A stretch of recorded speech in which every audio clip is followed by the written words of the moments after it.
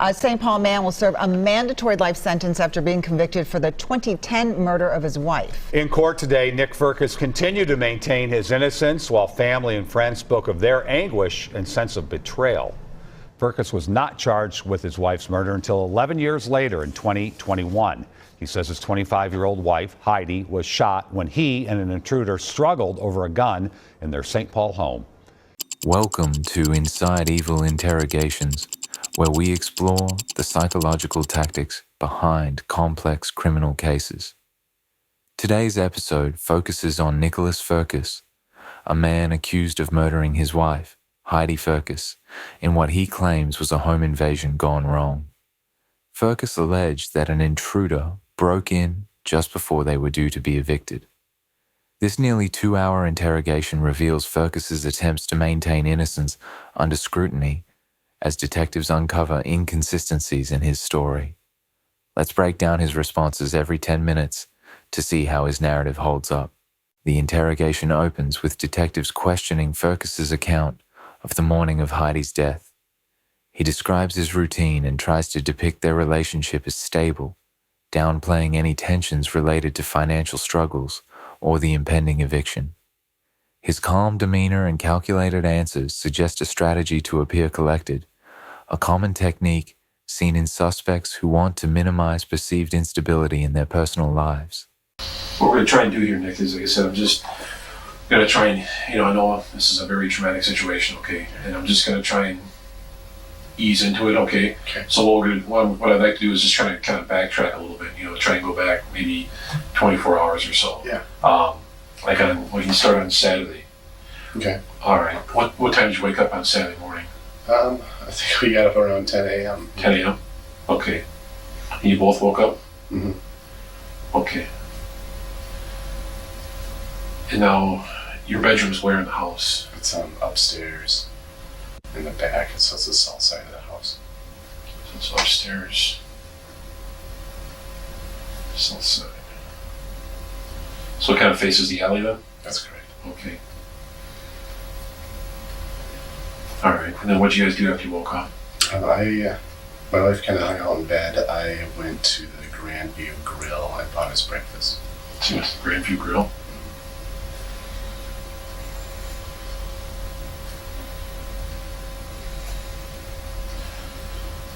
And you brought it back to the house? Yeah. Okay. We got breakfast in bed. Okay. All right. So after that happened, what did you guys do next then? No, I didn't do that. My wife, I went to REI to pick up a sleeping bag that I bought for my wife. All right. So you get a sleeping bag? And then my wife was meeting a friend at our house because they were going to go to the Mall of America for some spring shopping. All right. Which REI did you go to? Roseville. Roseville. And how'd you get out there? I took my wife's car. Your wife's car? What kind of car did she got? She's a 2005 Honda Civic. It's navy blue. Honda Civic. Navy blue. All right. And then your wife met a friend? Yep. And who was that? Her name is Jolene. And I'm blanking on her last name right now. She's a work friend, so I really hung out with her much. Actually, it was the first time I met her. Okay, so did Jolene come over to the house then? She did. She came over to the house to pick up Heidi. What time do you think that was? So that was 1:30 in the afternoon. in the afternoon. Okay. All right. So they left then, or did you leave first? Yep. No, they took off. I got back at 1:30 because I wanted to meet Jolene. Okay. Hear what all the fuss was about for my life, and then, Okay. And then I stayed at home while they left. All right. So you got back, and then they left. Mm-hmm. All right. You met Jolene for the first time? Yep. All right. So they went to the Mall of America, you said? That's right. Okay.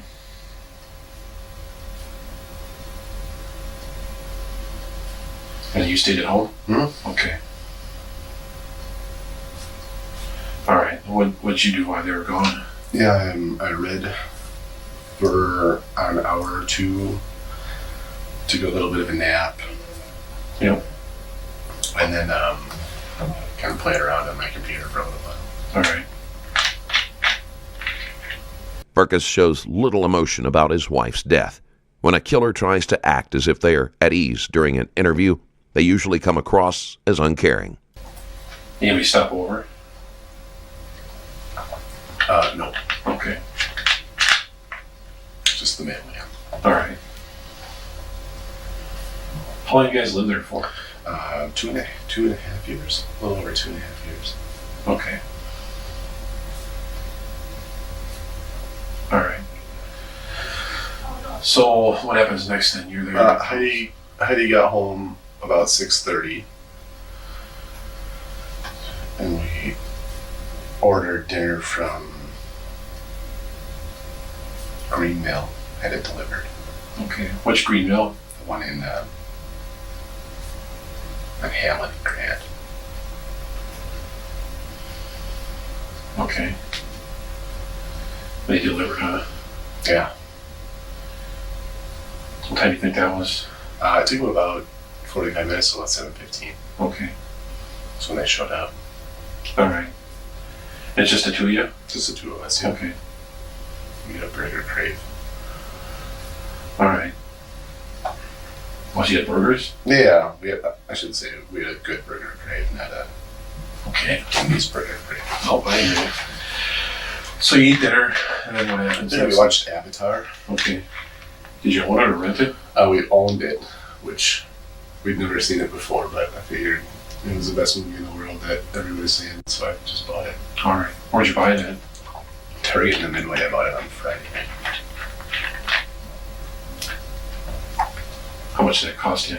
I think it was like $15.99, something like That's that. it? Yeah. I thought they'd jack the price up. Usually the week it comes out, Yeah. it's on sale. Yeah. And then it's really jack it up. All right. So All right. That's, I guess, convenient then. yeah.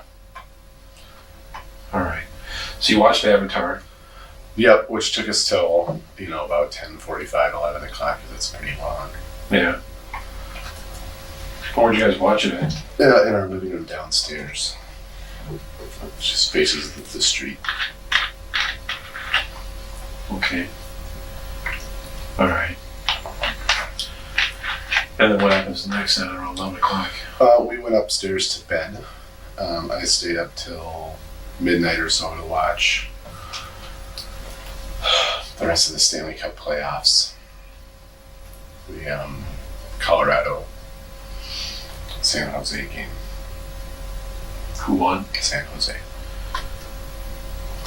3-2. I think that means the series. No, wait, it was 5-2 because I scored a couple empty netters. 5-2? Yep. So I think San Jose clinched They the clinched series. it, yeah. Yeah, okay. It stopped wetting the bed during the playoffs. All right. All right. So did Heidi go to sleep right away, or did she kind of? She kind of drifted in and out. She tooled around on her iPhone a little bit, and She's got an iPhone. mhm. Okay. And then yeah, she's addicted to this Bejeweled game on iPhone. So she's Bejeweled? Yeah.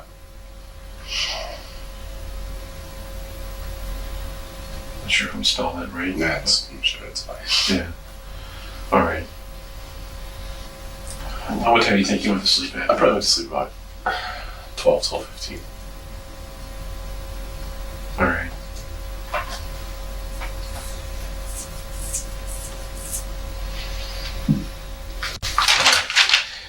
And then when you went to bed, or before you went to bed, did you lock up the house or anything, or? Yeah, I mean we're pretty religious on throwing bolts and locking up the house because that's kind of how Heidi was raised. But Okay. if I'm honest, I don't know if I remember to throw the bolt after the delivery guy came. I think I just shut the door and dove in. So when you say the bolt, you mean like the deadlock? Yeah, the deadbolt. Yeah. Okay. But all of our doors, we've got them set. So you got the two locks. Yeah, You got we the key them set lock. to be locked. Yeah, you got the key lock down. Yeah, For the and then door the down, deadbolt. like, Yep, and then you got the deadbolt up there. that's correct. So if you were to close the door, the It key would lock have would been, automatically it would have been lock. locked. Okay. Yeah. So the key lock would have been locked. Detectives start asking about specific details, particularly regarding the supposed home invasion. Furcus recounts hearing a noise at the door and retrieving his shotgun, but his timeline and descriptions lack clarity. His responses reveal subtle pauses and hesitation, indicating discomfort as he tries to maintain his narrative. Forensic experts might interpret this as a sign of cognitive strain, often observed in suspects attempting to fabricate details under pressure.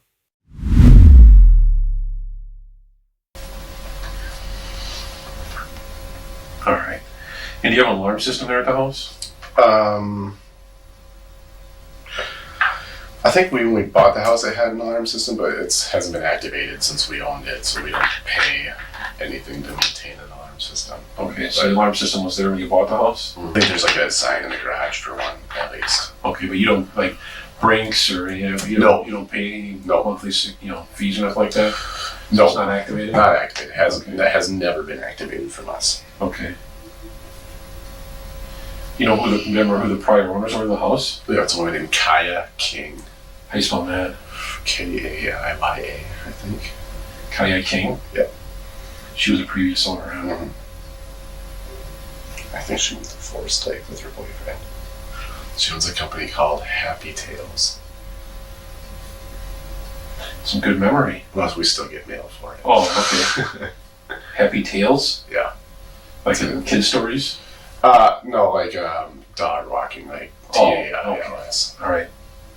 That's the other way I was going to go then. Yeah. All right. She was a pet lady. All right. All right. So you're upstairs. Mm-hmm. You're going to sleep around 12:30. Mm-hmm. So like 12:15, somewhere around there. Yep. You get up at all to go to the bathroom in the middle of the night?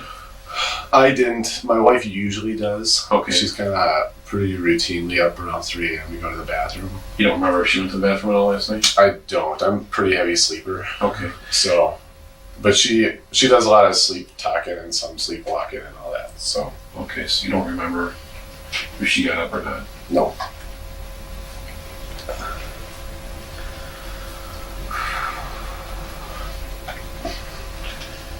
And then you didn't get up? No. Okay. You guys drinking at all last night? We had one glass of wine with dinner. Each. Okay. What kind of white or red It or was a red Rex Goliath. what's it called? It's called Rex Goliath. It's the Rex Goliath? Yeah, it's a Cabernet. It's kind of our staple cheap wine. All right. Was it already open or? We opened it. Okay, that night? Yep. Okay. Well, kind of falls Yeah, back quick, that's so okay. I should warn you. I was just trying to get my phone Yeah. off the ground. You want me to give you a chair? You can kind of put it up there, right? Yeah, let's try it. At least see if we can get it up. Yeah. Now, is it the left leg here? It's this leg, yeah. Okay. I don't know if that's gonna feel good or not. All right. Yeah, it's good. Good. Okay. All right. All right. So you're sleeping, Mm-hmm. and then what happens next now? Well, because I get up for work about 6 every morning, Yeah. I kind of got up, but we didn't need to be up until about 9 to go to church. So I got up and went and got a glass of water from the bathroom. Okay. So you woke up at what time do you think? About 6 a.m.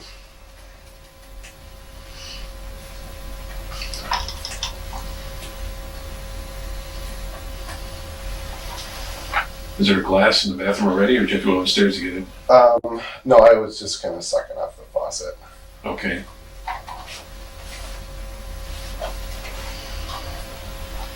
She get mad at you because you do that? She doesn't. She's out cold. All right. Sometimes women always get a little. Yeah. little upset. She does it when she brushes her teeth. All right. You know, sometimes like guys take drinks right from like the orange juice, Yeah. the whole container, the milk container. So- Yeah. All right.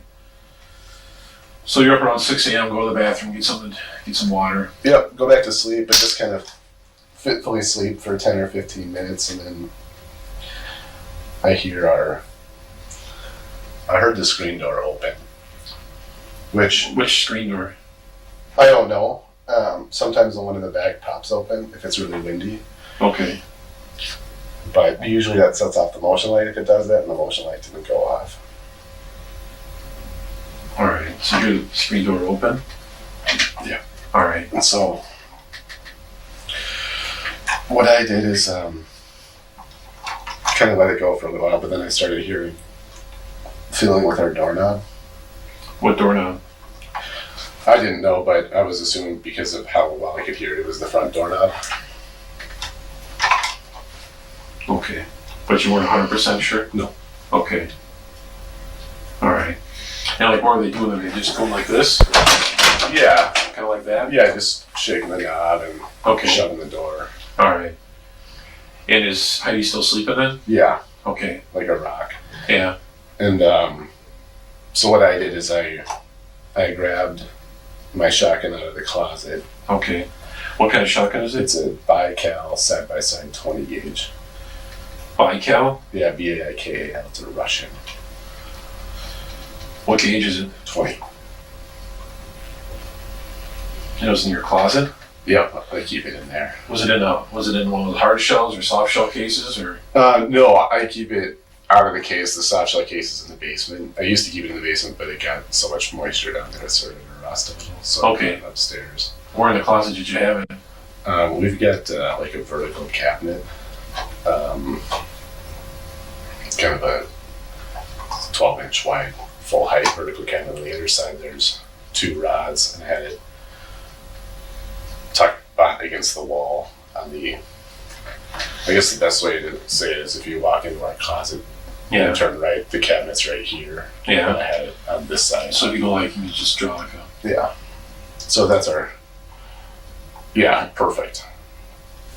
So we've got the cabinets right here. Yeah. There's 2 rods, Yeah. and I have it right here. Okay, so as soon as you go through the closet, it's right to the right. Exactly. Okay. So you have to go around the cabinet to get to it because you just don't want it just hanging out. Yeah. So She ever get upset because you had the gun sitting there?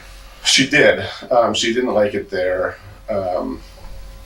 but what I told a couple other things I told her as well is if for any reason we're ever in a situation that's not safe, it'll be in the basement. Plus, it really started to rust out really bad being in the basement. Yeah. So that was one of probably the driest places in the house that I could keep it. Okay.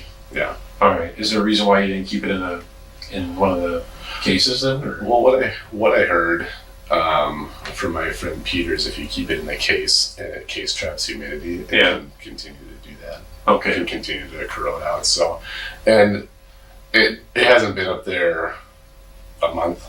Okay. I probably brought it up a month ago, so I wanted to let the case dry out and let the gun I oiled it and then I wanted to let it breathe for a little while. So How long have you owned this thing for? the gun, Yeah. probably 3 or 4 years. Okay. Where'd you get it from? I bought it from my friend Jordan that worked at a camp called Deep Portage. Jordan's my best friend. Okay. What's his last name? Kimball. How much you pay for it? I paid $150 for it. I bought it from Jordan, who in turn bought it from the camp that he was working at. Okay. So you don't do any hunting with it or anything I like that? do hunting, yeah. Okay. That's the reason I bought it is because I wanted a nice grouse gun. Okay. So you want to hunt grouse? Yeah, with Jordan up at Deep Portage and also at his cabin at Boundary Waters. All right. And it was a perfect solution for what I was, because I didn't want to spend a ton of money and it's a short light gun. How many times have you gone hunting with it? 10. 10 times? Yeah. It's always with Jordan? I would say probably 9 out of the 10 times it's been with Jordan. Okay. And who else did you go hunting with before? Well, with Jordan was also another gentleman that we go hunting with. His name's Peter Johnson. Okay. He lives up in Ely, but he also lived down here and was one of my employees for a while. Okay. And then I went by myself a couple of times, just out to some. Fergus describes his actions in response to the intruder, detailing his alleged efforts to protect his wife by attempting to lead her outside. However, detectives press on inconsistencies, such as why he didn't first secure the house or why he failed to call for immediate help. Fergus's answers grow defensive, and he starts emphasizing his fear, suggesting an attempt to shift blame onto the intruder while obscuring the specifics of his own behavior. Wildlife management area. is. Okay. It's the public land. All right. Now, do you always keep it loaded, or do you unload it, or? I don't keep it loaded. I keep it unloaded, but I, like, on top of the cabinet, I keep 2 shelves for it just in case things get weird. So on top of the cabinet up here. Okay, so 2 shelves on top of the cabinet. Yep. So when I heard things this morning, I did load it. But that was the concession that I made with my wife, and I greatly, no one can fight that battle at all. Okay. It's no point.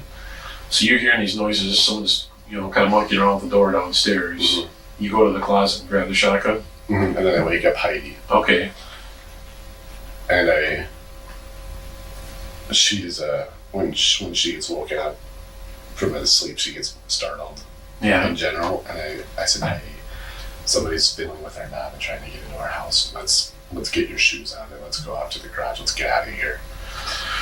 Okay. Why go to the garage now?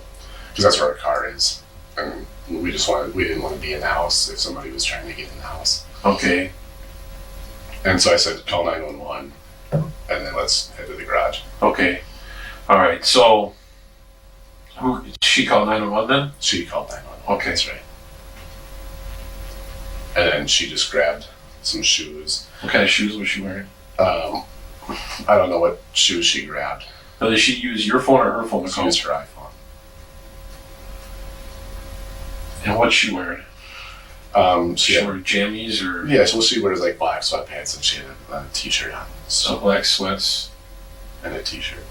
and a black t-shirt? I think it was a black t-shirt, yeah. Okay. And what were you wearing? I was wearing my green sweats and a white t-shirt. Green sweats? Mm-hmm. And what kind of shirt? White t-shirt. White t-shirt? Undershirt. Okay. And these. All right. So you had your brown sandals? Yeah. But I grabbed my jeans because it has my wallet.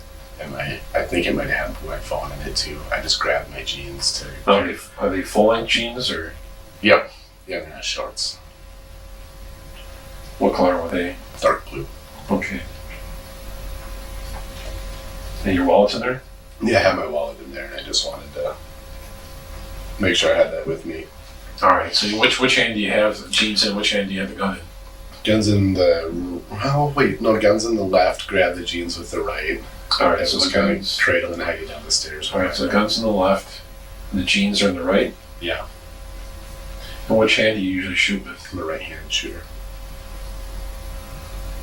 Okay. All right. So you going first down the stairs, or is she behind you, or is she in front of you, or what? She's in front because I'm kind of trying to move her along quickly, Yeah. and then I'm right behind her, Yeah.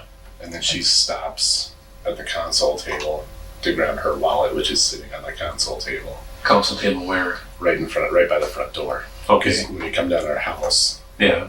there's the front doors here. We had to get past the front door, through the kitchen, into the back door to the garage. Okay. So is the console table in the living room, or is it in the? If you walk in the front door, you could drop your keys right on it. Okay. Right-hand side. All right. Now, do you have? I can't remember now. Do you have one of those? Is it your front door? Is it just all? Is it all It's wood front door? and then porch. It's a steel exterior door. Okay, but like you said, the door to get into your house. Is there any windows? There's like a 5 light at a small half moon at the top. Okay, so like up here is like a little Yeah, light up here. Mhm. Did you take a peek through there to see who was in there? I didn't. Who's on the other side? I didn't want to stop. I just wanted to keep going. Okay, and is there people at all? There is a people, and I didn't poke through that either. Okay, and Heidi didn't look through there either? No, she was terrified. All right, so you guys come down the stairs. Since there was no intruder, Heidi had no reason to fear. It would have been fairly simple for Firkus to wait for an opportune moment during her typical morning routine. Because the stairs are, Stairs are here. you're coming down this way. We turn left. Yep. She swipes her wallet off the console table. So like the console table's right here. Perfect, yeah. She grabs that. And then beelines it to the... As soon as she grabs it, Yep. the door opens. Okay. And so I have the gun in my left. Yep. And so I try to shove the door shut, but it gets forced open. And the guy that was there, I think he saw it. Yeah. I think he grabbed the barrel. And Like down towards the trigger or more towards the top. yeah? So And are you still holding your jeans in your right hand? not anymore. I think I dropped my jeans, Okay. and then because I don't kind of was really fast. Yeah. What does this guy look like? Is he a white guy, black guy, Asian guy? I think he was a black guy with a dark hooded sweatshirt that was drawn. If I remember right, it was drawn up pretty tight. Yeah. But I did not get a good look because I was looking for Heidi Yeah. and trying to wrestle the gun away so we could bail. All right. So let me just try this then. Okay. So Okay, this yeah. is. We'll just say this is. Yep. This is the gun. We'll say this is like the trigger. Okay. All right. Where are you grabbing it? I'm, here with I usually, just out of hunting habit, keep my finger on the outside of the gun. Okay. And if I'm the guy, where's my hand? Up at the top. I'm up here. Yep. Where's his other hand then? I think on the door. On the door? Yeah, because he was coming in with the door, but he Yep. saw this right away. Yeah. That, and then he kind of grabbed right on top. Okay, 'cause so- since it's a side-by-side, it's got Yeah. a lever right there. Yep. So both his hands are on the barrel. Mm-hmm. All right. And that might be here. Yep. But he was really big. Yeah. And How so, big are we talking about? Like, I'm 5'10", 5'11" on a good day. okay. 220 pounds. My give or twin take. brother's 6'1", 6'2". So he's that big? He was probably that big, yeah. So he's 6'1".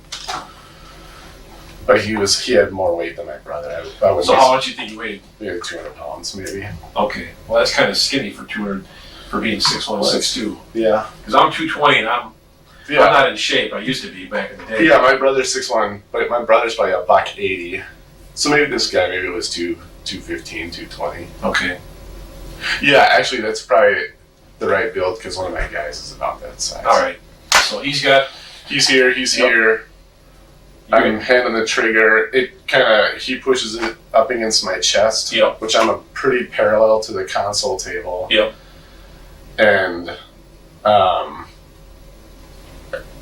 don't remember exactly what happened, but the gun went off. So my fingers slipped onto the trigger. So- went off. But you're in the foyer area. Mm-hmm. So the stairs It's are right by the door. Stairs are behind me. Yep. Heidi's going that way. towards the kitchen. Mm-hmm. Okay. So the guns. Guns here, Yep. chest high, Yep. pretty perpendicular. Pretty parallel to the ground. Okay. So if I was here, you know, like so if you and I'm not gonna have you stand up because you're like Yeah. okay, but if I'm the bad guy coming through the door Mm-hmm. and I got the And our gun door that swings open. swings open that way, so it's the other way. Yep. So it swings towards the stairs. Mm-hmm. All right. So you and I would be. So you'd be standing right here. Mm-hmm. You and I are like this. Yep. And then the gun goes off. Mm-hmm. Okay. And it goes off down. Yeah, I know it hit Heidi. I know it did. Okay. I know it. I don't know where it hit her, but I know it Did it hit her in the chest, the back? She was running away, so it definitely hit her in the back. This doesn't explain why she was there. Supposedly, Heidi was terrified and had gone to another room. So why would she come out only to turn and run away? It hit her in the back. Yeah. Okay. All right. The back, her back, or the back of her head? I don't know. It wasn't low. I don't think it was a high shot, but it was. Take your time. It's okay. You want some Kleenex? No. You can go get you some if you want. All right. Hold on a second. Yeah.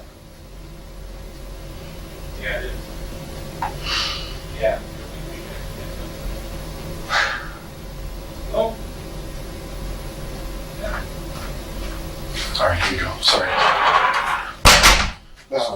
So the gun goes off. Yeah. It's like this, Mm-hmm.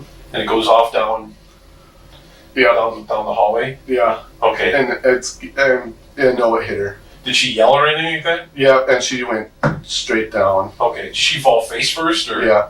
Okay. Furcus was able to get away with his crime for so long because he was smart enough to use a plan that didn't involve hiding or moving the body, as long as he could convince the police that it was possible that someone had broken in. He had fewer lies to trip him up.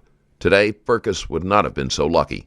Houses in the area would likely have enough security cameras to show that no one entered his property. All right. So you and this guy are still standing in the foyer? Yep. Okay. And then I get it up and Yeah. up and over. So you pointed at him? No, it was like straight up and over Okay, like that. so you're like going Barrel down. Oh, so the barrel's down.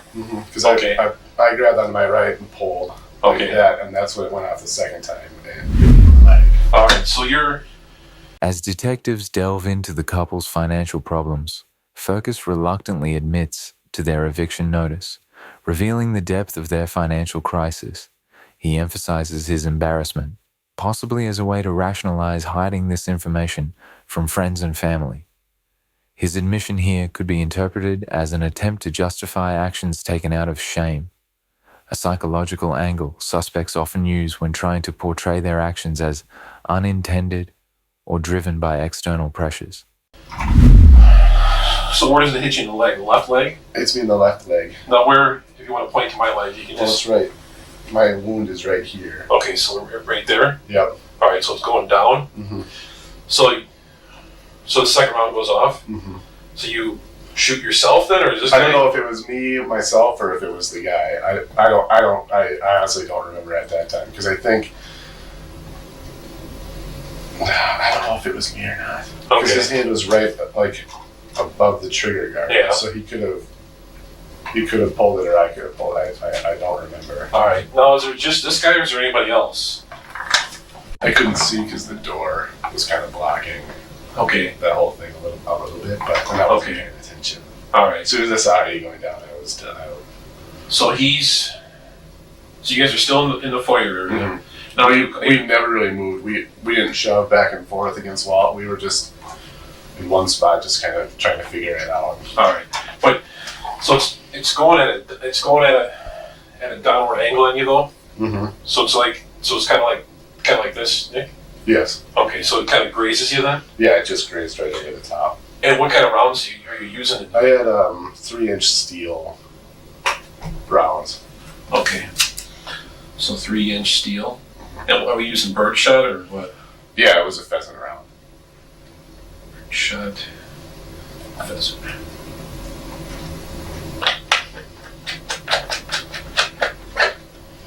All right. Are you an experienced hunter or?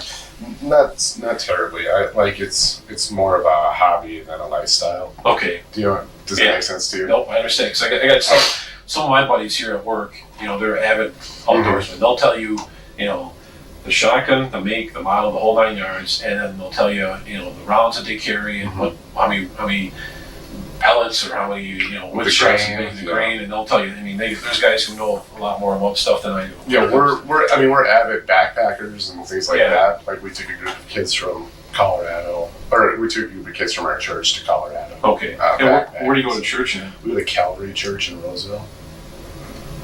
But we've kind of been shopping around lately because we were staff there for 7 years. Okay. Well, where's that one located at? It's on Lexington and County Road B. Okay. All right. So after you get shot, what happens next then? He's gone. He takes off up out of there? I fall down. He's gone. All right. Now, are you bleeding a lot or? I don't even know. Okay. I don't know. I know I fell. I got to Heidi and I started I had to redial 911 and So you grabbed her phone? yeah, and I just started freaking out. No, you said she's face down? She's face down, and then I was shouting her name and I rolled her over and I was getting Okay. I was getting no response from Heidi at all. Did you see where the blood was coming from? She had blood on her face. Yeah. I saw a hole in the back of her t-shirt before I rolled her over, but I was just trying to look at her and trying to see if she was okay. Yeah. That's and then you guys came, Okay. All right. and I just lost it. All right. What's Heidi's mom and dad's name? John and Linda Erickson.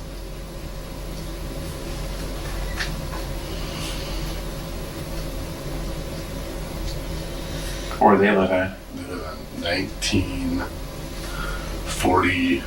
Oh wait, no, 1853 Arona 1853 Arona?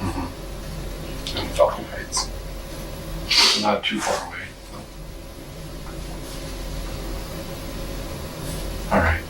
You know their number offhand? Yeah, it's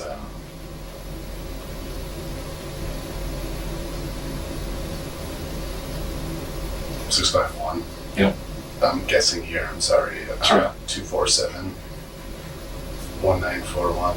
It also might be 427-1941. I can't remember. One more time. Might also be 427-1941. 427. Okay. I'm sorry, I can't remember. Oh, it's all right. I know you got a lot going on here. So, have you guys ever had any problems at the house? Maybe a year and a half ago, we had the St. Paul Police Department. It sounded like they had some information that somebody was at our house who they wanted to serve a warrant to. Oh, arrest somebody, you mean? Yeah. Okay. And so they were banging on our door, but we were both sleeping through it. And then we heard it at the very end. And by the time we got down there was nobody there. But we called the police because it was pretty obvious what was going on. All right. We just said somebody was beating our door down. Sounds like the cops, though. Well, no, they returned and said, yeah, that was us. And Okay. they kind of explained what was going on. All right. But you haven't had any problems, though, with other Nope. break-ins, burglaries, nothing like that? Nope, nothing that I can confirm or anything. But Okay. you know, every now and then we'll find our garage door open or something like that, but nothing's missing. Like the main overhead door or the side Yeah, door? the main overhead door. Really? Yeah, but nothing's missing, and we don't lock our garage door because both of the keys. We have a deadbolt that are locked just like our house. Both of those are kind of. So you don't touch lock, and go. okay, so you don't lock this, like the access doors, we'll call it? Yeah. Okay. Is there anything in their garage worth stealing? I have my fishing poles, a ladder. Okay. I mean, like, riding a lawnmower, No, ATV, snowmobile, Nothing. motorcycle. no. The most thing of value to me in there is my fishing poles. Okay. So, besides the Honda Civic, do you guys own any other vehicles? Yeah, I have a Mazda Protege. It's a 2000. Mazda Protege? Yes, sir. 2-door, 4-door? It's a 4-door. What color is it? White. Where's that car? It's currently parked at my office because I have my cleaning van home for the weekend. Okay. So it's gonna Are you like on call then, or what? well, I'm the director of operations, so kind of, but I was also going to clean my wife's upholstery in her car. Okay.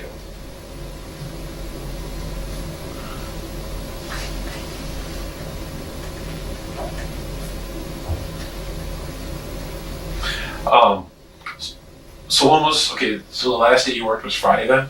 Yeah. Okay. We both work Friday.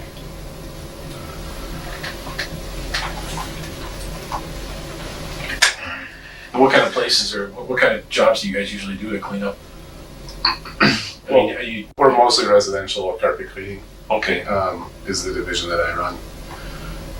But we have some commercial stuff as well. Okay. And when you're cleaning up the carpet, I mean, are you just trying to get stains out, or I mean, are you? It's a And full.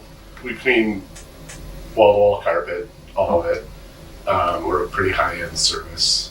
Do you specialize in any one service or anything like Well, that? we or- purchased our Crew 2 purchased. Crew 2 is my family's business. Yeah. We do installation services for the Home Depot. Okay. And so what we did is we purchased some ChemDry franchises because we install all the carpet for Home Depot in about 12 states. Okay.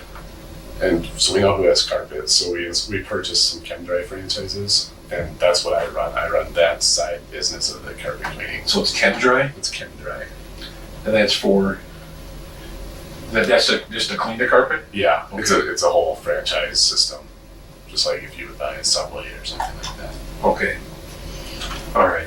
I remember that vehicle parked out in front there, and I think it had like a dog on the side. So I don't know if it was dog stains or just human or what. Well, 70% of our customers are pet owners. So Okay. All right. You guys don't mix around in any of that because there's certain other. We have some cleanup response teams that go to scenes of yeah, we're not Instances. we're not insured for Okay, that. so you guys don't do like biological cleanup, like We blood. did one blood cleanup maybe 3 weeks ago. Yeah. Was that you or It was me and a trainee that I just hired. where was that? Where did that take place? It's at the Lodge, which is a senior housing community in Montemita.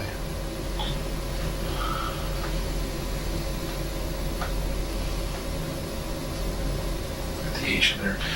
And how long ago? You said 3 weeks? About 3 weeks ago. Okay. Yeah. What'd you have to clean up there? It was blood. Detectives question Furcus's version of events by asking why. If he was aware of an intruder, he didn't secure the property in advance. He attempts to rationalize his actions, but struggles to provide a coherent explanation, focusing instead on his feelings of fear and uncertainty. This behavior aligns with suspects attempting to deflect attention from logical inconsistencies by appealing to emotional responses. And was it one of It was in one of the units that the residents reside in. She fell and hit her head, and but probably about the size of your blue tablet there. There's a stain. Fergus's knowledge of stain removal could have come in handy if the murder didn't go according to plan. About that big. About the size of this thing? Yeah, if Okay. it was bigger than that, we would have not done it because that would have. Maybe 8 by 10, 9 Yeah, by 9 by 12. 11, something. Okay. But we cleaned that. If it was any bigger than that, we would have referred it Okay. away. And what'd you use to clean that up? Actually, just hydrogen peroxide.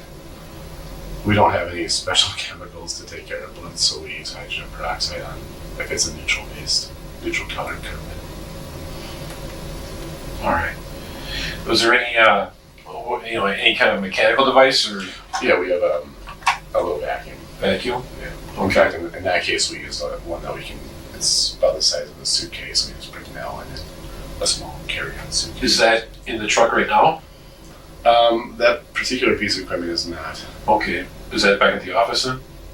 In fact, it's actually in my car, back at the office. Yeah. In your car? Mhm. Okay. Why would it be there? Because that piece of equipment is not just for cleaning up blood; it's just a portable Yeah. solution in vacuum. And I had all of my guys out on Thursday or Friday, Okay. so all of our vans are out, and I needed to go take care of a customer, so I just threw it in the back of my car. Okay. And went over to her place. All right. That was 3 weeks ago. The When you blood cleaned stuff that was 3 place. weeks ago. Yeah. All right. Did you have to clean that out? Is there a way you clean that thing out? The piece of equipment. Yeah. Yeah, we cleaned it out with a commercial-based product called Milgo QGC that we just rinsed Milgo? through it. Yeah. And QVC? QGC. QGC. And what that is a hospital-grade sanitizer. So it's for eliminating bacteria and viruses and things like that. And I was at the office and you do that then? Yeah, my trainee did that, Chris.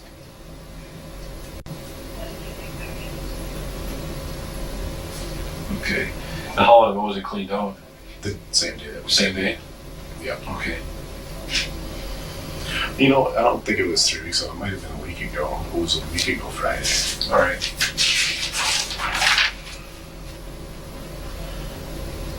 One week ago. All right. It was up in Matamita. It's called the Lodge. It's called the Lodge, yeah. Okay. All right. All right.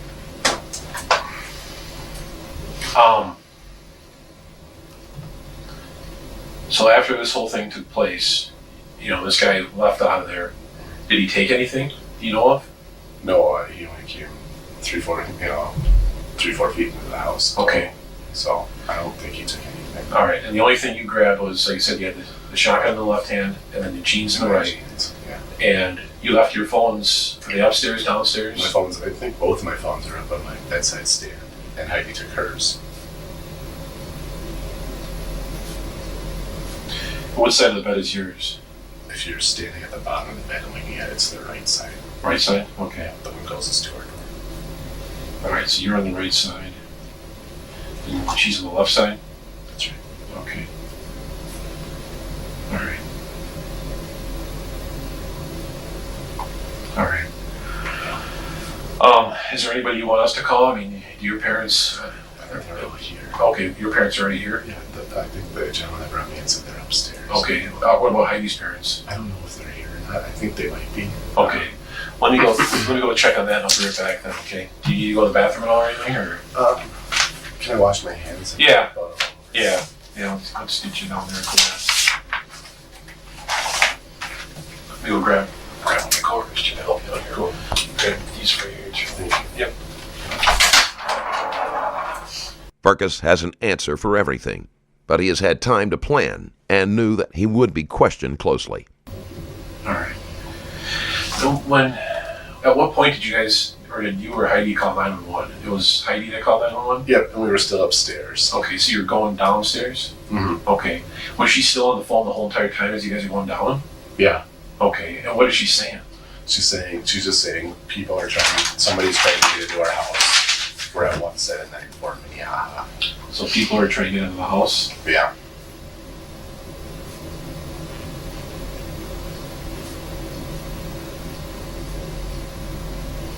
She was really scared, really panicky. And then she gave the address at 1794 Mm-hmm. West Minnehaha. I think she just said Minnehaha. Okay. Was she screaming or was she kind of... She was pretty calm because she was panicky. Okay. All right. And I And then- think she was whispering a little. She was trying to whisper a little too. And I don't remember exactly. Okay. And you didn't have your cell phones to call either? I had mine, but I didn't want to. Which one did you have? Well, I'm sorry. I had mine accessible to me, but You didn't grab it? I didn't grab either. Okay. Are they both on a nightstand or something? Yeah, Or? exactly. Okay.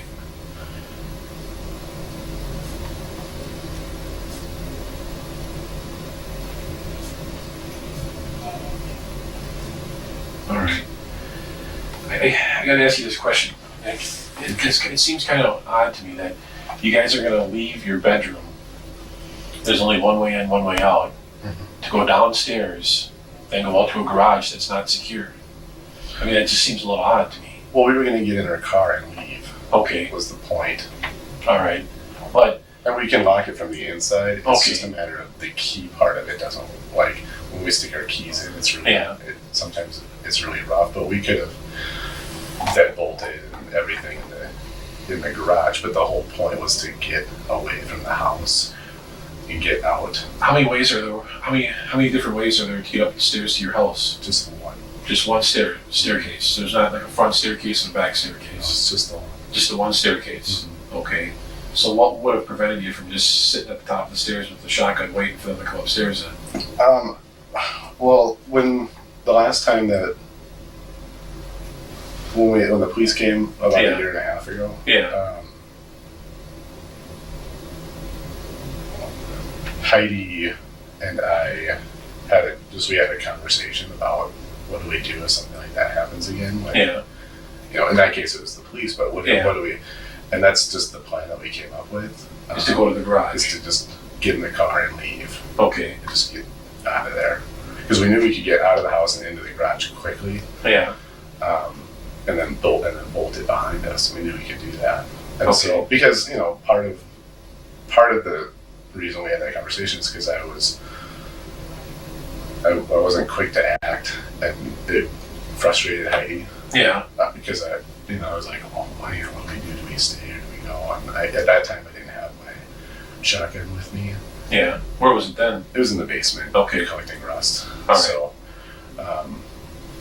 So yeah, at that time, the only thing that I had that I could have potentially used as The weapon. a weapon was my broom ball stick. Okay.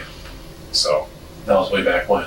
that was a year ago. Okay. A year and a half ago. All right. So that's just kind of, it was not the best plan in the world, but it was kind of, if they're not in the house yet, if they're in the house, then our plan is, we'll stay upstairs and get the Yeah. ball stick. Well, I'm just, like I said, I mean, maybe it's just a cop of me thinking though, but I'm sitting here thinking that if I'm in my house, in my bedroom, and someone's breaking into my place, she's calling 911, I'm waiting at the top of the stairs and say, hey, anybody comes up here, it's, last stand at Fiji, you come upstairs, I hate to tell you this, but my house, I'm justified in killing you if you come breaking into my house. I'm in fear for my life, that's what I'm thinking, and Yeah, and I guess the compassionate person in me is not pulling the trigger. Yeah. You know what I mean? So I think that's the hard part about it for me, which is why we came up with the plan. Let's just get out of there. Okay. It's just a house. If we can save ourselves, let's do that instead of getting into a situation where we're vulnerable. Did you break your glasses in this thing at all? No, they've been broken for several months. All right, because I see you're missing like one of the Yeah, pieces. driving me a little crazy. Okay. Yeah, I've been there before and done that. So, Yeah. did you guys do any laundry on Saturday night, last night? We did. We did. I put towels in at 1:30, right after Heidi left. When detectives point out contradictions between Fergus's account and physical evidence, he becomes visibly tense. He insists he acted out of desperation and continues to describe Heidi's terror, suggesting he's attempting to redirect sympathy. Forensic experts would view this as a tactic to deflect responsibility and elicit empathy, often used by individuals aiming to soften the perception of their actions. Okay. And then forgot to put them in the dryer until she reminded me at 8 o'clock last night. So I shipped them over to the dryer. All right. Are they still in the dryer? Yes, they are. Okay. All right. Now, I mean, like I said, when you went to Heidi, is she face down? When I woke her up? No, when after this guy left, Yeah, she was face down. she was face down, and you're not sure if she was hitting the back or the back of the head, or I know she was hitting the back. It was high in the back, probably. like up towards the shoulder I blades. think so. Okay. I'm not 100% certain. All right. So then you rolled her over. Okay. And when did she say anything or nothing like that? Nothing. She was totally limp. All right. And then what'd she have around her? Well, she had her sweatpants on there and her t-shirt. Did she have her little purse or Her little anything? purse and her phone were there too. Okay. That was right next to her? Yeah, I think so. Okay. And then were you able to then call 911 then? Yeah, I recalled 911 to make sure that they were coming and could make it and all that. All right. Now, when you called 911, did it go to the Ramsey County Dispatch or did it go somewhere else first? I believe I went to the same person because they asked if I was. I think that they asked if I was in St. Paul. Okay. I mean, yeah. Uh-huh. So it may have been the same person that Heidi had talked to because I think I had to redial 911. I don't know exactly what happened, but I had to redial it Okay. All right. Now, how long have you and Heidi been married for? for 4.5 years. You guys have any problems or anything like that? Just the normal stuff like stresses about finance and quality time and vacations and all that stuff. Yeah. But I would say we're still best friends. Okay. Very, like we're having a great time for Saturday night. All right. You guys aren't behind in the bills or anything? We are behind in the bills, which is a little stressful. In fact, we were planning on moving tomorrow. Moving where? Well, we hadn't figured that out yet. We were, and this is a hard place for us. We foreclosed on our house. Okay. We have to be out by Monday. Tomorrow, one of the reasons I brought the van home was also because it has a trailer hitch. I was going to go back to the office and grab a trailer. So you had to be out by Monday? We do it by Monday. This has been kind of a private struggle for us, so we were going to move as much of our stuff into the garage as we possibly could. Okay. And then start taking stuff to a storage place and then either crash it. We hadn't ran it by our folks yet, but we were going to kind of talk to everybody about it tomorrow and crash at their place or get a hotel and find a place to live. Well, that's kind of close notice. It is, and I think the reason is because we're both kind of dealing with the shame of the whole thing because we're embarrassed. I think that one of the challenges is that we haven't been able to be honest with our friends about our struggles. Yeah. And it's not to discredit our friends or anything like that. It's just we just don't. Both of us are too stubborn to admit that we're failing. Okay. Well, So it was really a hard decision. You know, we have a bunch of boxes, and we had a really good plan to efficiently start hauling things out of our house tomorrow. And we felt like we could get it done in a day, and then Monday morning.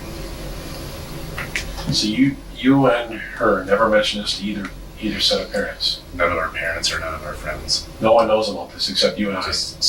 And Heidi. And Heidi. That's right. Okay. And who you get your mortgage through? U.S. Bank. How far behind are you? Months or? Yeah, months. Several months. Maybe over a year. Well, part of the reason is, you know, we were making a decision to leave the neighborhood because we realized that we couldn't raise a family there, and we wanted to go back to renting for several years so we could build up enough money to come in and with a significant down payment, because we bought 2 years ago and we were How much did you pay for the house? $225. $225. And what was your mortgage payment? It was we have a first and a second. Same here, on the same boat. Yeah, our first is about $1,300 to $1,400 a month, and then our second's $300, Okay. something like that. And what's your gross income? I make $41,000 a year. And then what about Heidi? She makes about 30, 30? right around there. Okay. All right. What about credit cards? How bad are you in that? Well, we're in the middle of some conversations with. We have our credit card through U.S. Bank. There's been some fraud that we're trying to figure out what's fraud and what's ours. Yeah. So a year ago, we went on a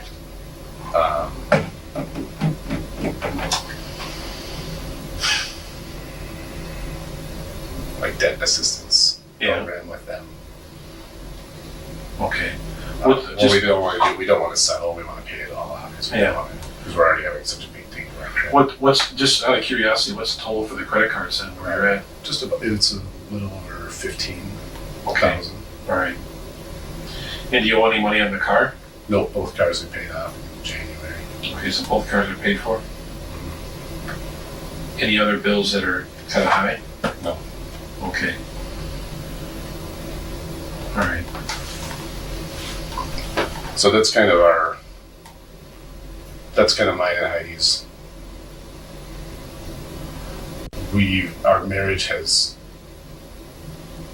been tempered by this. I think we're in the best spot. Like last night, one thing I forgot to tell you, last night we started putting our budget stuff together on how much we're gonna start paying down all our credit card debt, putting in the savings for the house and things like that. So that was right after we ordered our green mill.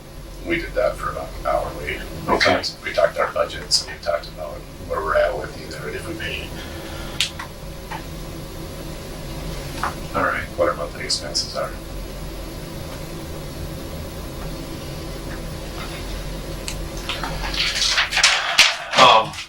Like most people in today's society, you guys got insurance policies on each other?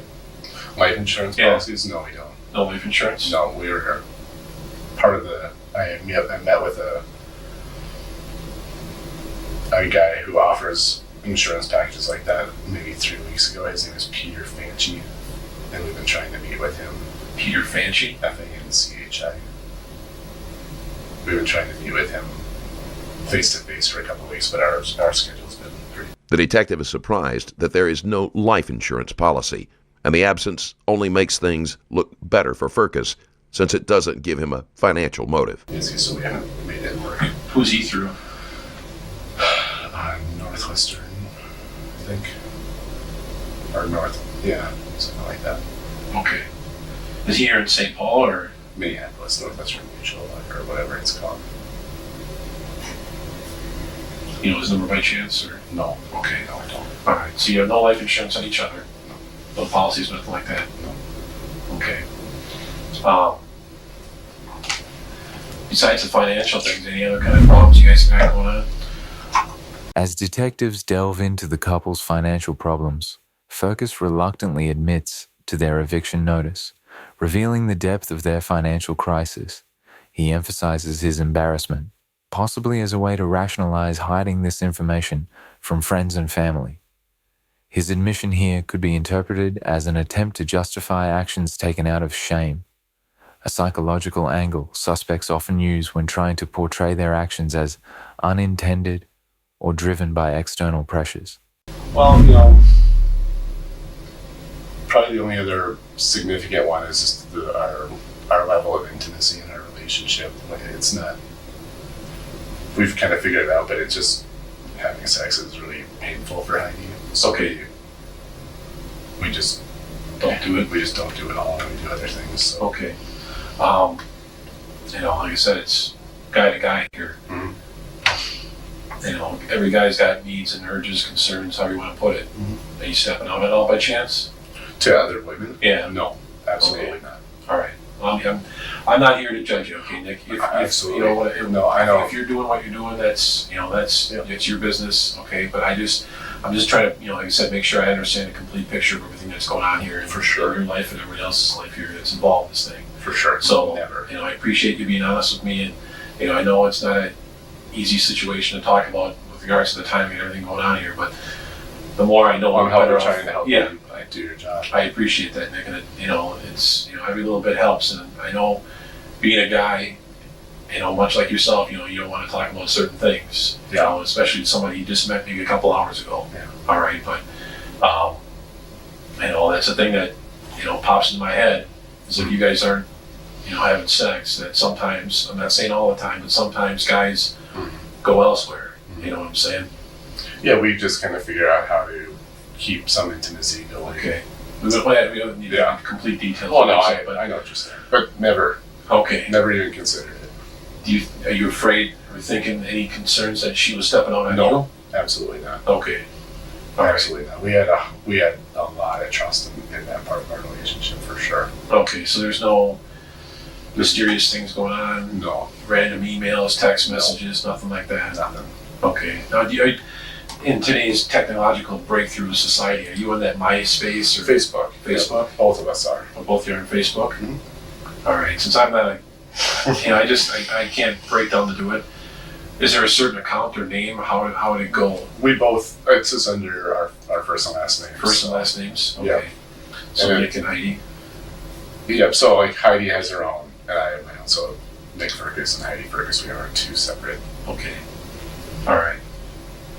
And then, when you log into them, it's just your email address Okay. that you use to log in. And you can look at hers and she can look at yours? Mhm. Okay, so there's no, trying to, No, there's no like scandalous secret okay. accounts. Like, no. All right. We have full access to each other's Okay. All right. communications. And you don't have another cell phone number out there, nothing like that? You No. keep away from her and she doesn't have one from you that you No. found out about or anything like that? No. Okay. All right.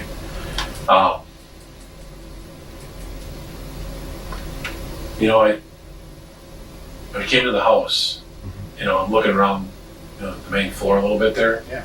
And I saw some boxes in the dining room area. Yeah. There weren't a lot of boxes there. There's a whole bunch in the basement. Whole bunch in the basement? Mhm. Okay. And then we were going to go to Home Depot when I went to pick up a trailer and buy a whole bunch more.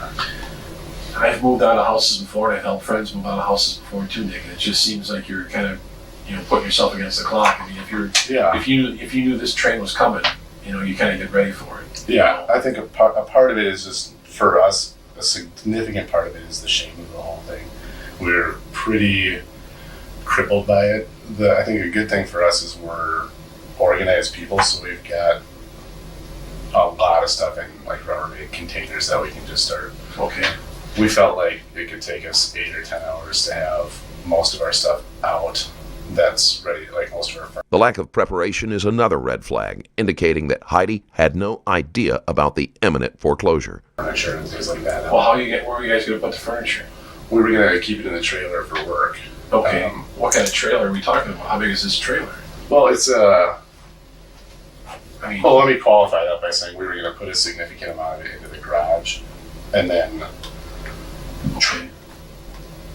and the reason is because when I was talking to the people who are managing kind of our world with the foreclosure stuff, Yeah. They said that if we can get it out of the house and into the garage, that they'd still let us come back and pull some stuff out. Okay, and who are you dealing with? It's a law firm in Woodbury. I can't remember the name. It's in my files. Where would your files be at? Up in the office on our desk. Okay. Is it in a drawer or is it on, It's a drawer. It's a file drawer. what's it labeled as? This one's. Well, we just bought this desk, so that one isn't labeled yet, but it's the only bright orange folder in there. It's orange folder? Is it left side, right side? It's the left side. Top, bottom shelf or Bottom shelf. bottom? Okay. Or bottom drawer. I Bottom should say. drawer. Sorry. The other thing, Nick, is like I said, in this date and time, a lot of people have been going through problems like this. I mean, this isn't something that's, not immune to everybody. There's a lot of people here in this country who are going through foreclosures. Yeah. And I understand you're a proud man and you don't want to ask for help. I understand that. I can respect that too, is that, a man wants to provide for his family and take care of them, But there's a point too though, Nick, where, you just gotta ask for help. Yeah. And And I was prepared to do that tomorrow morning when we started to move stuff out. If I was in over my head, I was prepared to. We both were prepared to just call her. We know our circle of friends pretty tightly. And we know. I mean, we know that they would come to the table for us and help us at least get our stuff out. But Yeah. we were gonna. We were gonna check out. There's a garage storage place on 280 in University that we were gonna see if we can get us a place there just to put our stuff into until Yeah. we kind of figured out where we were going. And we wanted to sell a whole bunch of stuff too. So okay. But Heidi's going to the Mall of America to go spring shopping yesterday. yeah, she had a very tight, small budget. It was mostly just so she could spend some time with her new friend Jolene at work. So I'm just thinking to myself though, Nick, is that, hey, honey, at what point do we draw the line in the sand? yeah. You know, Well, what I would say is I got some tips at work the other day. So she was going with cash in hand, yeah, and it was extra money that we hadn't count that we hadn't put into the budget. And it wasn't much. It was $30-$40. But I said, if you want to go spend time with Jolene, that's fine. But here's a chime in. yeah. We've been kind of trying to keep it relatively tight for a while. All right. After this whole thing took place, and you called 911 again, do you stay upstairs until the cops show up, or stay on the I main stayed floor? right by Heidi. All right. So when the cops come in, I'm right by her. okay. All right. And are you like cradling her, or standing over I was her? holding her hand and kind of cradling her, yeah. Okay. Did you look down at your injury at all? A little bit, yeah. Okay. Was it bleeding a lot? No, didn't look like it was bleeding too much. Didn't feel like it was bleeding either.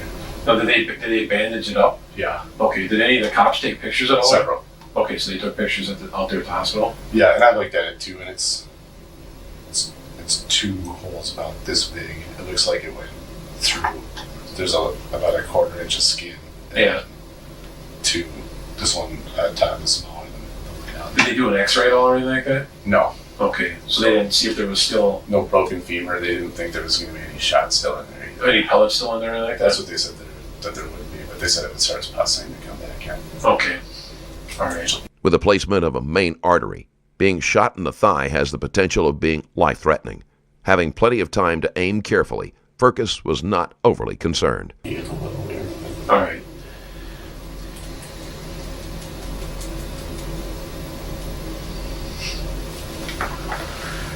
So you didn't go downstairs at all? Into the basement? Yeah. No, there's no way I wouldn't be able to walk. Okay. All right. I stayed right by Heidi though, and I didn't want to leave her. When the ambulance came, they took you? They took me, All right. and I kept asking what I still don't know. I mean, assuming the worst with Heidi. But I still don't, nobody gave me any answers on what was going on with her, but I mean,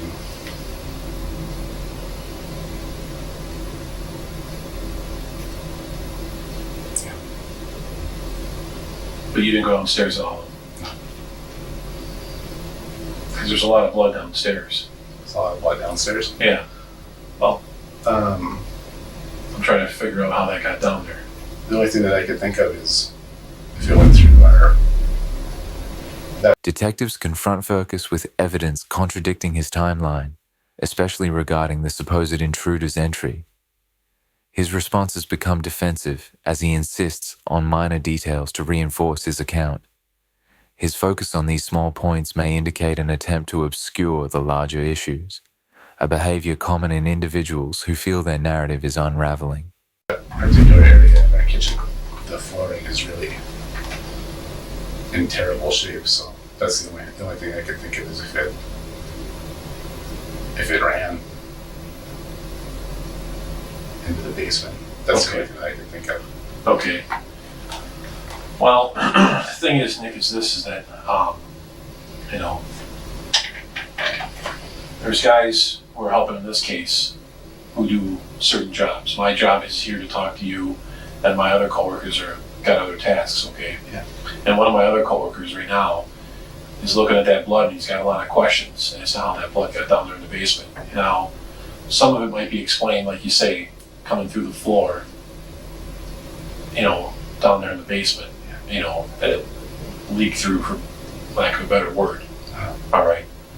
But there's other blood that's down there that, you know, left me scratching my head going, okay, how did that get there? And he's going to be looking at that, trying to figure out, okay, what's a reasonable explanation as to The location of the blood is compelling, but a full answer never came to light. how that would get there. I'm going to give you a for instance here.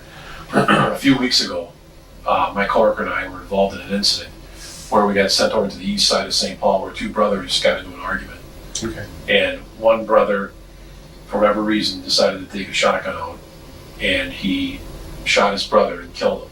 Okay. And when he shot him, there was a bunch of blood and other stuff scattered about. Now, we go looking through the house, you know, the same kind of situation that we're looking over there, okay? I mean, we're looking for evidence to try and help us, you know, solve this thing, okay? And I compare what I saw over on the east side versus what I see over here at your place. And when we did a little demonstration with the shotgun, about how this guy fired, you and this guy were wrestling for the shotgun, and it fired down the hallway towards the kitchen where Heidi was at. Now, when we start looking down that way, am I going to find pellets lodged into the cupboard and everywhere else? I don't know. I mean, what's it going to say? I mean, if there's a hallway area and there's no pellets there, Yeah. you know, I mean, Well, I mean, we're talking 9 feet too. so that means the pattern, I mean, like, you know, as a hunter, as you know, the pattern starts to expand the further down range you get. Yeah. I mean, it's not going to expand. I mean, you know, I'm not a gun expert, but I know it's going to expand a little bit. Yeah. But if there's no pellets in the area where you tell me where the shot was fired at, I'm going to start to have some questions. Okay. You know, and I want to make sure that I have. There were multiple curious points about this case, and there should have been enough questions to keep the investigation going. At the very least, Furcus should have been scrutinized more closely. Those questions answered before. Oh yeah, I for get sure. there. For sure. So So what are you asking then? I'm trying to figure out then, okay, is if what you're telling me is the right way? Is there any other way that this situation could have happened? Not at all. Okay, It's exactly the way that I laid it out to you, at least. okay. Like I said, Nick, I want to make sure that you and I are both on the same track. Yeah. That, you know, we're under the same understanding that you and this guy are in the foyer wrestling over control of the shotgun, and it goes off. Yeah. And it goes down range, down the hallway, and it hits Heidi as she's trying to get out of the house. Yeah. Okay. And now what I'm saying though is that if there's pellets into the cupboard, you know, or you know, on the hallway or wherever they're going to be, All right. If we find pellets down, fridge, yeah. if we find pellets down there, then what you're saying is straight on. All right, but I always play both sides of the story. Oh, I understand that, yeah. So if for some reason there's no pellets where you're saying that the shot went off, I'm going to start thinking to myself, okay, why aren't there pellets here? What else is going on here? You know, and that's the reason why I asked you a few different times if you're sure that this is where it took place at. Oh yeah, absolutely. Okay. Yeah. All right. It wasn't, for instance, like say, for example, this, like I say, I use the words "what if" and for instance or example as a possible explanation. Maybe this guy got the gun away from you, and all of a sudden forces both you and Heidi downstairs. And then for whatever reason, this guy flips the switch to psycho and decides to shoot Heidi first, and then you and him start wrestling over the shotgun, and that's where you get shot. Is that a possibility? No. Okay. No, everything happened in the foyer and kitchen hallway. Okay. All right. All right. So this guy didn't go upstairs. He didn't go in the basement. He had 4 feet into the house. And that was it. Yeah. Okay. All right.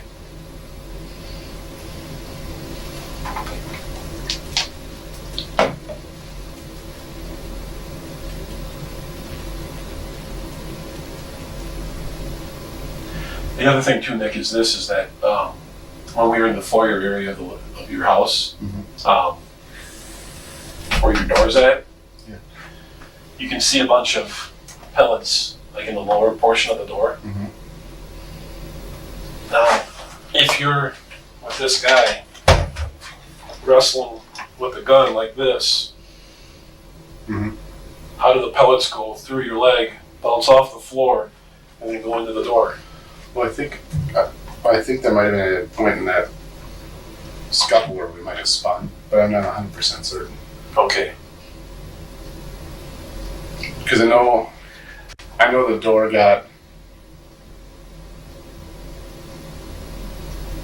became open. He came in the scuffle, got shut a little, Yeah.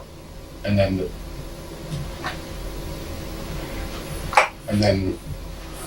I had been pretty quick, but I think we might have spun a little in there too. All right. Is it possible that this guy, maybe you got the better of him, and you got him on the ground, so he's laying on his back? Like say for example, I'll kind of lay down. Like say for example, I'm you. Okay. All right. I'm laying here like this. All right. And you and him are fighting with the gun like this. Yeah. No. That didn't happen. No. So you're not on your back. No. And the shot didn't go off and hit the door like that. No. Okay. All right. So you're not on your back. This guy's not standing over you with the shotgun. No. And those pellets didn't go in like that. No. Okay.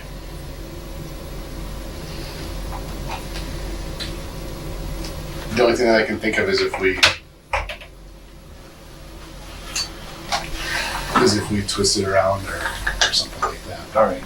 Because the guys from the crime lab are going to take a look at that and they're going to do the measurements and try and figure out, okay, what would be the angle, proper angle and all that stuff about how those would get in there. So, yeah. All right.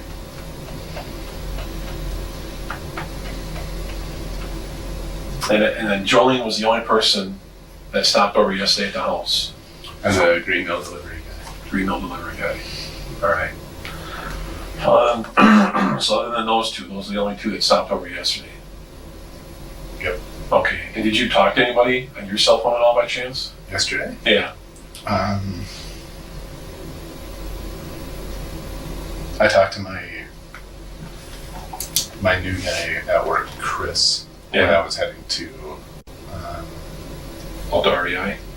No, when I was heading to the Groveland, no, the Grandview. Oh, for the breakfast? For Okay. breakfast, and then I talked to my friend Preston when I was going to REI.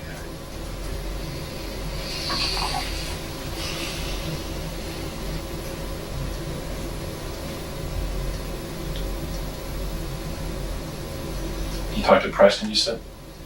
Yeah. That's on the way to, To REI. okay. What would you guys talk about? With Preston in particular, I was buying the same sleeping bag Yeah. that he bought, so we're both really outdoorsy guys and gearheads, so we were talking about that. Okay. With Chris, he had called me earlier, so I was just returning his call to see why he called me. All right. So how long do you think you talked to Preston for? Roughly 5 minutes? The detective must also consider the possibility that Furcus was not working alone. In this case, his embarrassment over anyone finding out about his money problems made it almost certain that he didn't have help. Like even 5 to 10 minutes. Okay. Same with Chris. Okay. All right.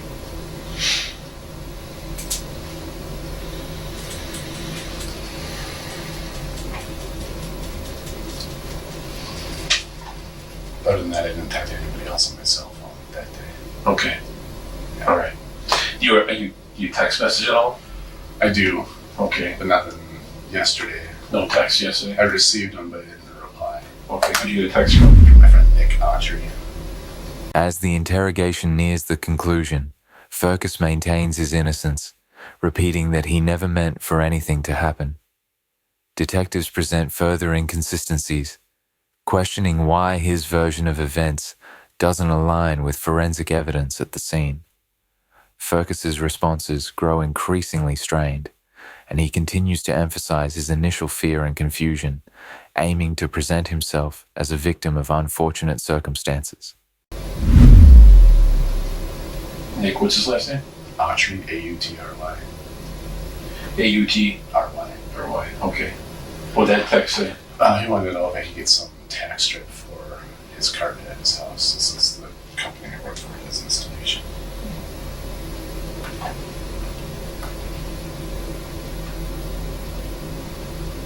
Okay. That was the only text you got? Yeah, I hadn't replied to him because I didn't know if I could get it or not. Okay.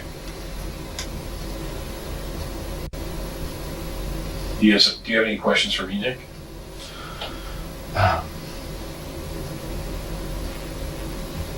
Well, I just want to know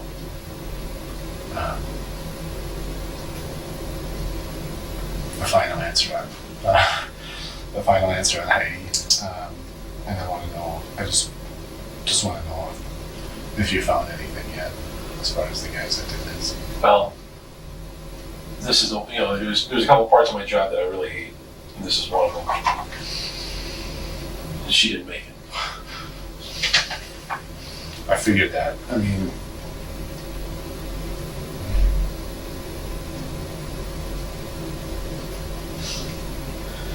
No, this guy that you're wrestling with, say he's a black guy. Is he light skinned, dark skinned? I'm pretty certain it was lighter. He's lighter skinned? Yeah, I couldn't really tell. So possibly light skinned. That's right. Okay. He said he's about 6'1", 6'2". That's what I would. Yeah. Okay, 200 to 220. And he had a dark hooded sweatshirt on. Yes. And he had it up over his head. Yeah. He had a mask or anything covered his face. I don't think so. Mustache, beard, goatee, glasses. I couldn't tell. Maybe a beard, but I'm not 100% certain.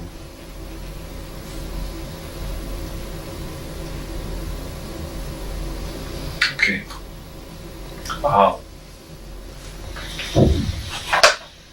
And you didn't remember seeing anybody else? No, Okay. Just this guy. just him. Okay. Is all I saw. Okay. And I don't know if he came in a car or I didn't see anything like that. Do you see which way he went after this all took place? No, I didn't. Okay. I didn't. All right. Because I was facing the other way. All right. All right. And then the cops got your clothes that you were wearing. They took your clothes, I think. No, I think they cut in half. So Okay. All right.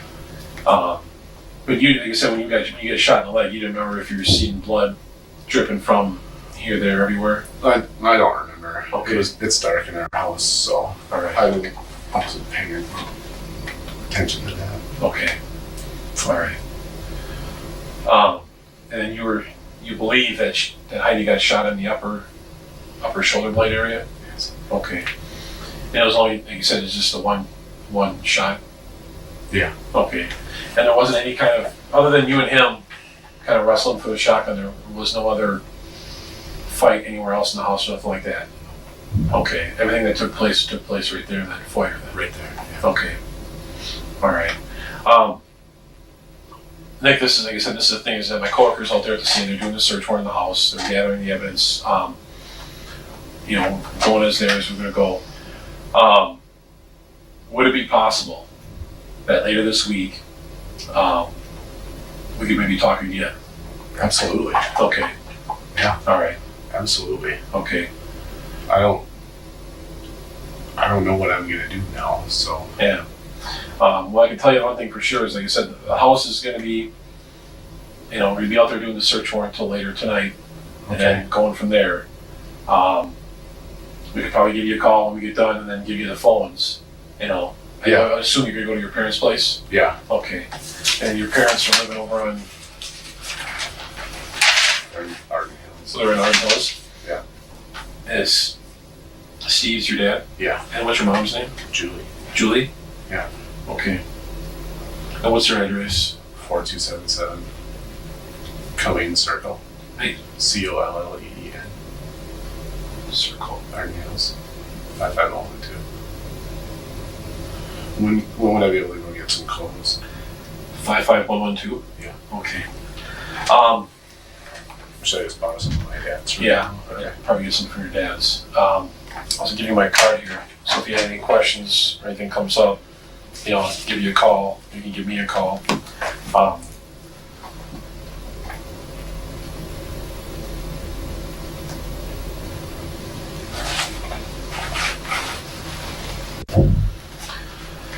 And then we can go from there.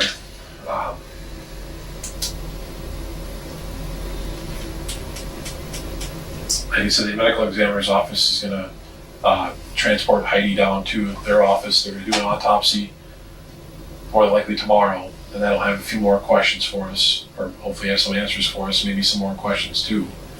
So,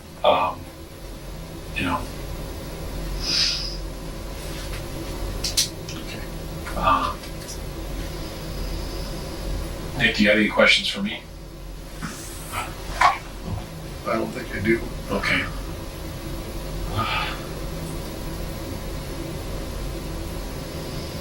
Can I see my family? Yeah, I'm gonna get that arranged here pretty soon here. So,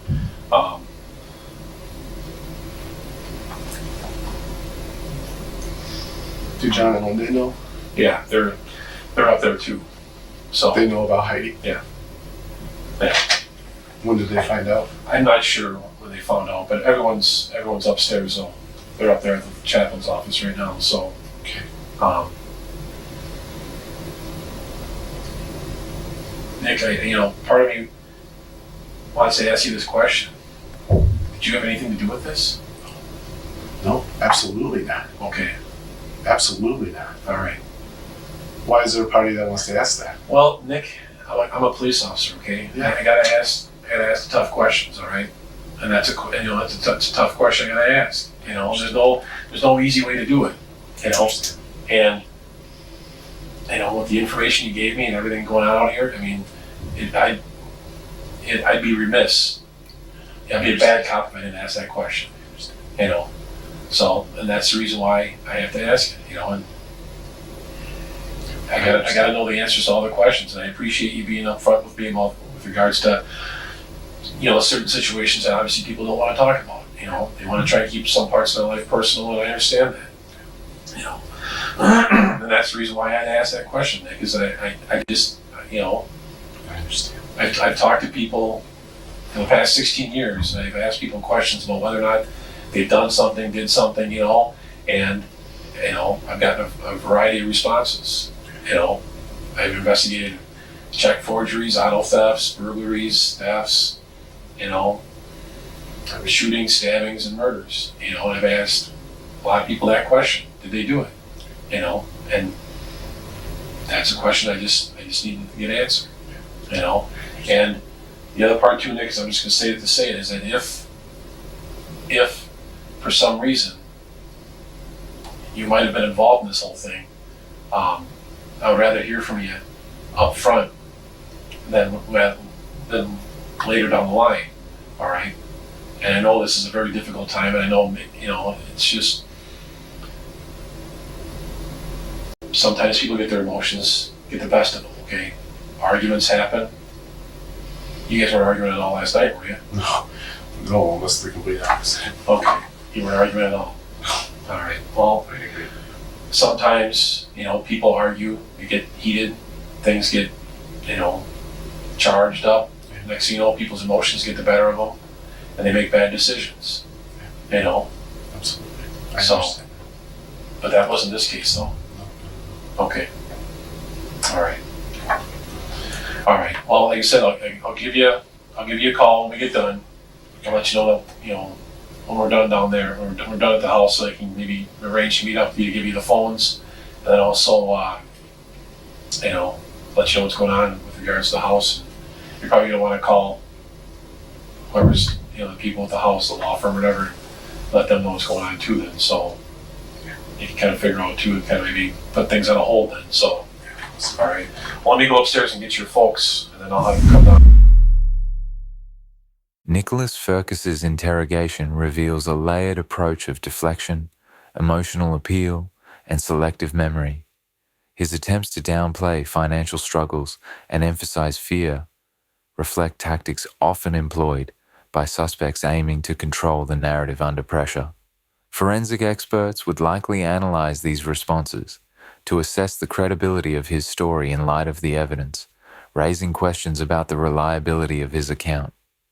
For more detailed breakdowns of real-life criminal interrogations, subscribe to Inside Evil Interrogations to explore the psychology behind high-profile cases.